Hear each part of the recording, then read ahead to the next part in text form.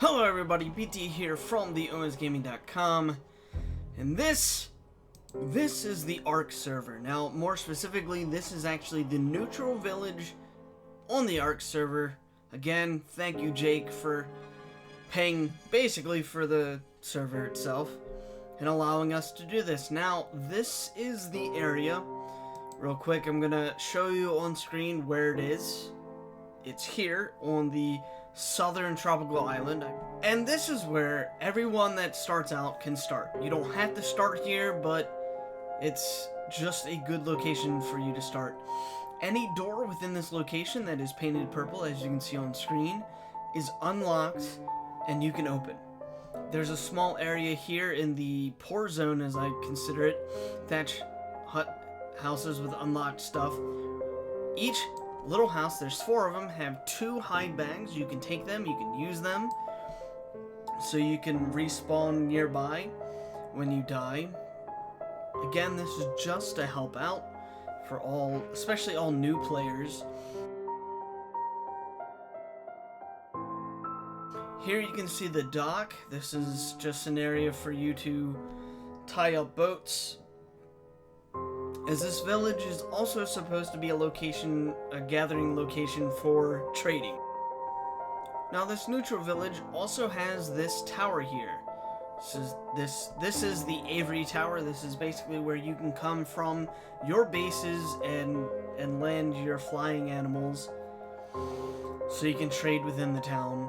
But when you visit the town, I ask that you fill the feeding troughs. There are 4. I will point to them on screen on the map. 1 is by the dock, 1 is in the Avery Tower, 1 is in the stable, which I'll show in a bit, and another is in the open pen area, and I'll show you that in a bit as well.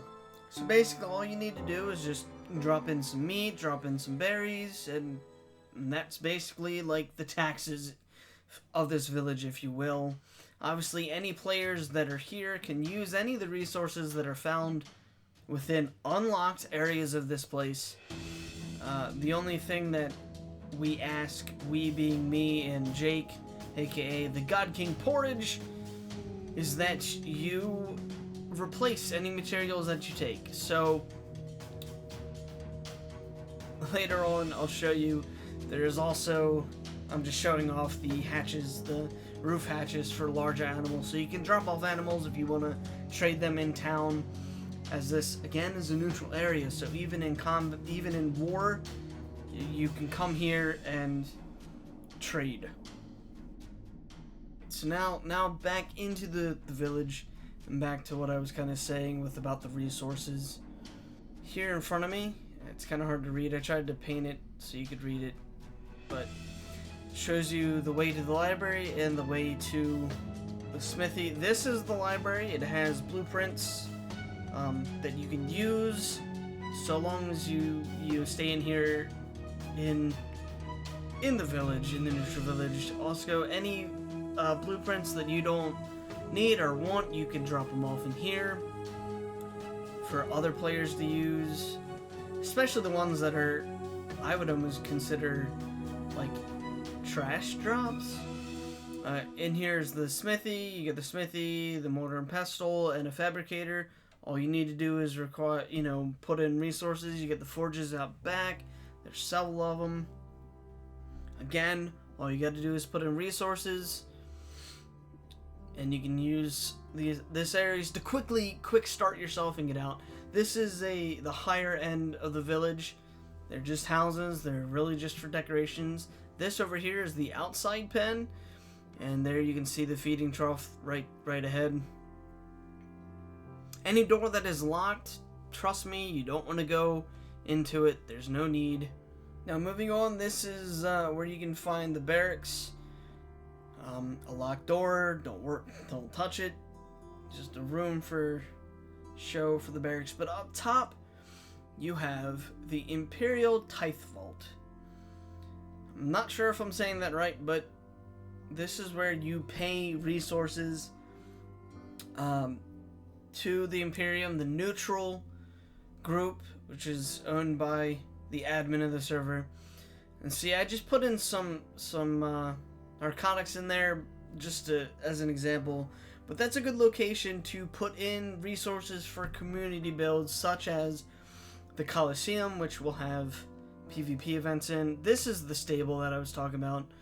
It's quite interestingly large in a way. You have feeding trough immediately to your left, compost bins. You have an up here area, then an even higher area for other small dinos to store while you're in the village if you're living here in the beginning. Again, just put in feed.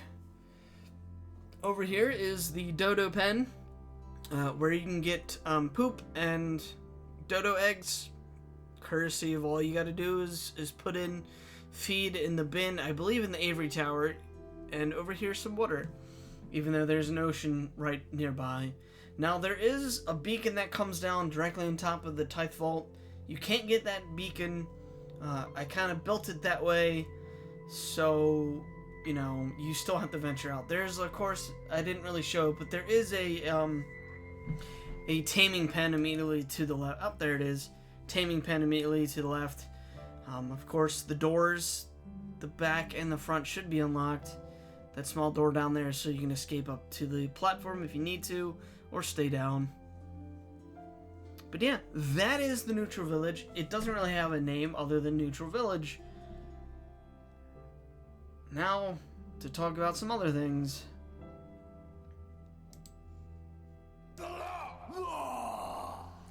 This is, of course, the first iteration of this server, so I kind of want to just talk about what that means.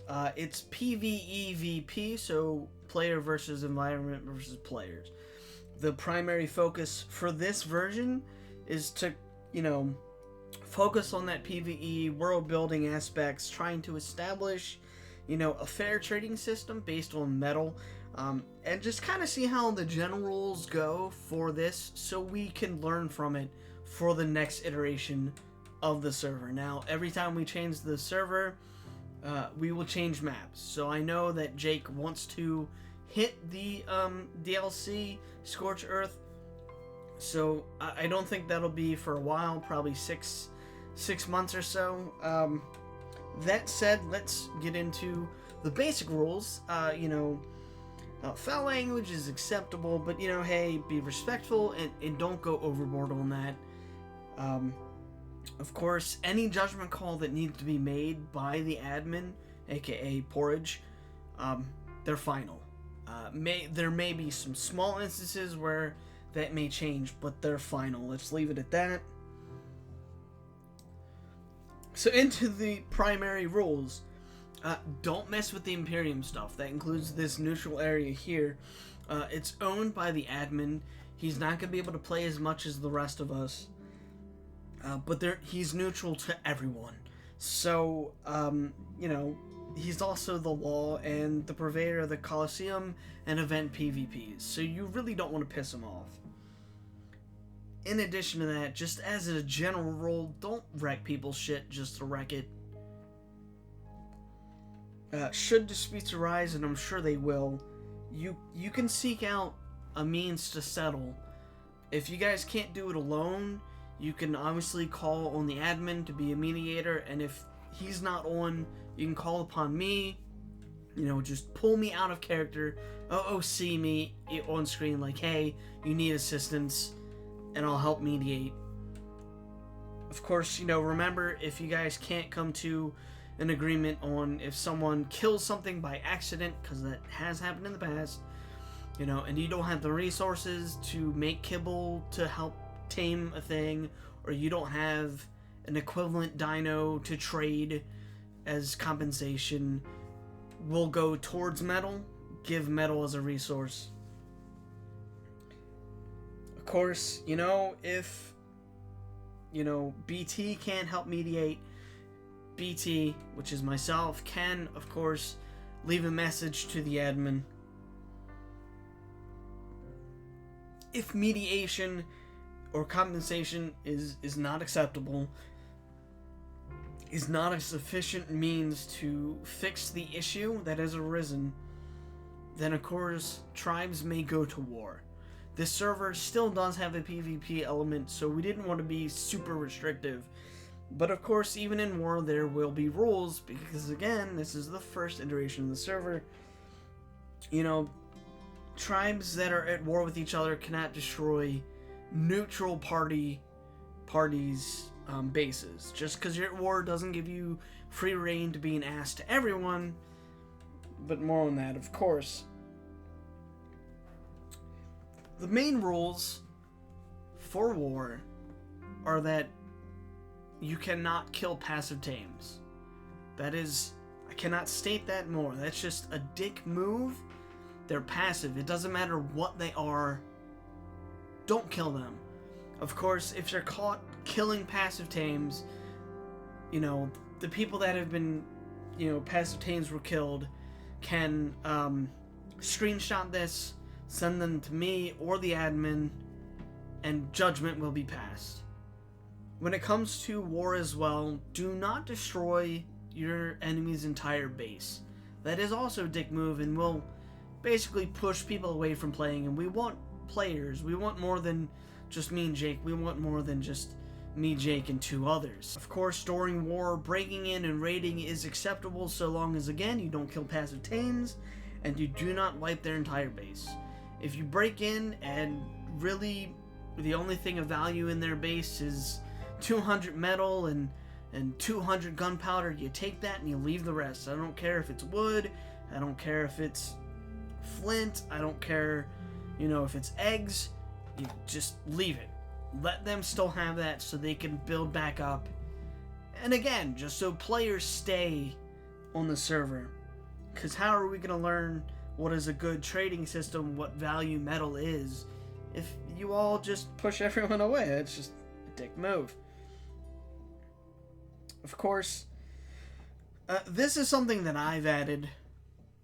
Each tribe may claim a primary area of control. This is kind of something more effectively for them to enforce, not during war, and we can consider it as a soft border. An area control basically is a small select area. I'll show you. This is the Shu Tao, my tribe's area control. This is the Imperium's area of control. This is where Porridge's main base is located, roughly. And of course, you have the neutral village. The only area control the Imperium has for that is the fort that's attached, which we may actually use that fort as an end of the server scenario. I'll talk about that should and when that time comes. But the area of control is basically within that select area. It's not an entire area, as you can see, but it's basically where if players enter that area, you may kill them if you so wish. So just to kind of give players just a little, you know, warning that if you're caught in someone's territory, essentially, they may kill you. The only exceptions to that are if you accidentally enter the area because you're taming something. So this is just a general rule. Don't kill players, regardless of whether they are, if they're taming something, unless, and I have to stress this, unless they are taming a Titanosaur, a Titanosaur, or a Giga. If you see a tribe taming a Giga or a Titanosaur, you have free reigns to not only call them out on it over, on World Chat, but also immediately declare war and immediately attack them. Like, just, you don't even have to declare war, because as soon as they do it, they're already saying, hey, we're going to war, so you may instantly start sniping. Of course, it has to be said that unless a player, and this is why we have these zone of control, these areas of control, unless a player is gathering resources in your area, there's no real reason to kill them anywhere else. You can, but if they're gathering mats, just leave them be.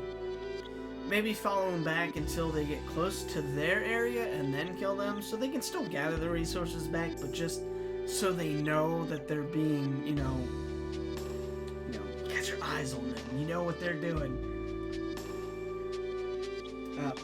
But yeah, I mean, I really like this map, and this is kind of why I picked the center to be the first map, is because the resources are really well spread out. So there's no real means or need to kill other players for resources unless they're in your area of control. You see a bunch of players with a bunch of dinos, and they're encroaching upon your area of control. You know that they're coming to attack you, so it's free for you to defend yourself. Now there are other actions that may lead to open war with the server, that are basically statements that you're going to war or that you want to go to war. Building on the Skull Island, there's no real reason for it. Building on the iceberg in the Penguin Pond is also, there's no reason for it. This whole server will go to war with you. Those are neutral areas. Now the only non-quote-unquote neutral area that will see you being immediately attacked, potentially immediately attacked, is building on the floating island. Building on the floating island, it's seen as an act of war due to its strategic location and the fact that it has a cave, which leads us to the last thing, the underground. The underground should be left as a peaceful zone, so war shouldn't really strike it. In fact, I actually recommend that everyone builds a small base in there. It's large enough, you can see along the walls. It's large enough for, each tribe to have a very small base, like a building and a pen. The only exception is that the Colosseum's being built on this island here, as well as in the water right in front of this island. So there's going to be 2 Colosseums that are built for event PvP stuff, in which case Jake, the Porridge God King, can spawn in dinosaurs for tribes to attack to potentially win resources, or win, one of the teams that isn't spawned on the server. So, for instance, dire bears. This has been a problem for the center for a while. Dire bears are supposed to spawn on the center, and I have yet to see them. Their spawn area may have changed, but if they still don't spawn in the server, maybe one of the events, we'll see that as the trophy, that, level 100 dire bear will be spawned in, or 150, or etc. will be spawned in for the victor, so they can claim it.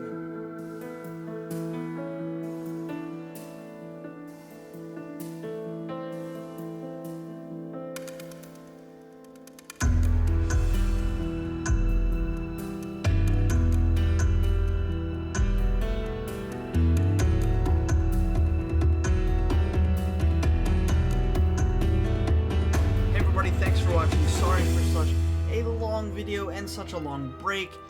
And of course, if you want to join, you can click the link down in the server and join.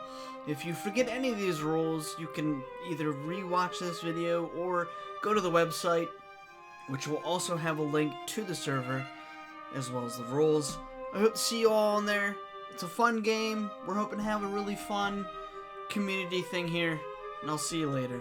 Bye-bye.